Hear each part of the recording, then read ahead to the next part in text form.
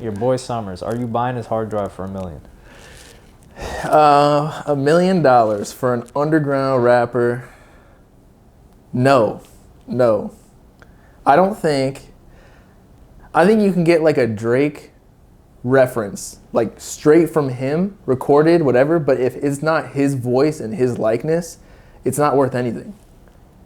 Because Drake could literally like take a homeless person's reference track and make it hard, and then now it's worth 150x of what it was for the homeless guy. Does that make sense? Yeah, but I mean, this is Summers we're talking about here. This isn't any random. This is Summers. No. And how many, like, if it's 500 songs, that's a lot of songs. Yeah, man, but yeah, okay. So he was saying that you could use the tracks however you want, like copy word for bar, the whole reference track, but then you have to buy the beats, right? Oh. So that's an extra, like, I don't even know. It depends on how many songs it is and then the producers. But yeah, I don't think I can make $1 million off of just straight Summers reference tracks. No hate. Let's just say he's willing to negotiate. He's like, OBO, what's your best offer that you'd offer him for that? Let's say you've got $10 million to spend. You don't want to spend the $1 million. How much are you willing to spend with Summers to negotiate a deal? To get reference tracks. Yeah, to get his hard drive. I mean, not only do you get the reference tracks, you get to enjoy the music to yourself. Martin Shkreli paid $2 million for a Wu-Tang album. Right, but I think that the value that is held for that Wu-Tang album it's more like it's like a perceived value thing, not necessarily. It's like a Cardi leak or like a Juice WRLD leak that are going for $20,000 a song. I don't know. I think the way it would be valued is how much does a Summer leak go for? I've never even seen a group buy for Summer's music.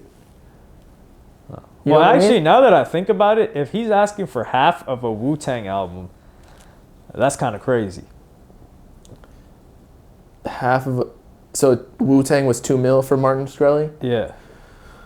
And he wants one. Well, maybe he's given a lot more songs, but we're just talking branding wise. Like Wu-Tang, the special album branding that they had like a bunch of art done for it. Well, so YoungBoy did the same thing, right? What? He like wanted to sell a hard drive of music. I didn't even know he was trying to do that. But the thing is, if I recall correctly, he wanted to sell it to a label wherein they could just release it as YoungBoy though. Which again, the likeness of YoungBoy, I think that a Summers could literally take a reference track of like an underground rapper, but just because he has the Summers voice and the Summers brand, it's selling at least a certain amount floor streams, but it doesn't work the other way around. Like people copping Yeet features right now for 80,000 or something or whatever it is. Like, are you really getting that back? Probably not. Exactly. However, though, what's his name was also doing something not like this, but years ago. This is how the Kid Cudi beef with Lupe Fiasco initially started publicly. Was Lupe Fiasco was saying, "Hey, if any of my fans want a personally written verse that you cannot release, it's $1,000." And then Kid Cudi quoted it and said something like, "Oh, I would never scam," or subbed him and was like, "I would never scam my fans like this." Now, I don't believe that's a scam. I feel like that's kind of cool. It's like a signed merchandise thing, you know? So, would you pay $1,000 for something like that from an artist that you like? Would I? Yeah. No. Why not? I'm not into that. What if it's a Wiz Khalifa thing? If it's old Wiz, still no. Like, I don't even participate in these leaked group buys. I don't get it. But I feel like it's like kind of like a trophy. I agree. I don't know if I do it. Back then, I was like, $1,000, that's crazy. But now I'm like, you know what? This is a very personal piece of work that's been written specifically for you. And this person's job is to write. And he's known for writing well. I'm like, okay, that seems reasonable. I do think it's cool. Don't get me wrong. Just personal. Like, I don't even think it's really that bad of a collectible. I think it's a cool collectible. It's very creative. But I don't even buy regular collectibles. So, like that, I have a whole lot of red vinyl behind us, but I paid like $25 for it.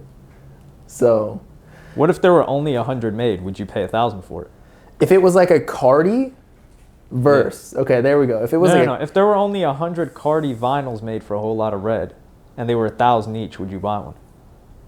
yeah, Okay. But that's because of the perceived value. You believe it's people will be willing to pay yeah, more. it's completely perceived album because if you're really, yeah, if you could get another vinyl and look just as cool, but all collectibles are just perceived value. I agree with that. Any like watch, perceived value. But let's say functionality wise. Now, Summers, respectfully, I wouldn't buy your hard drive. I do think you make good music.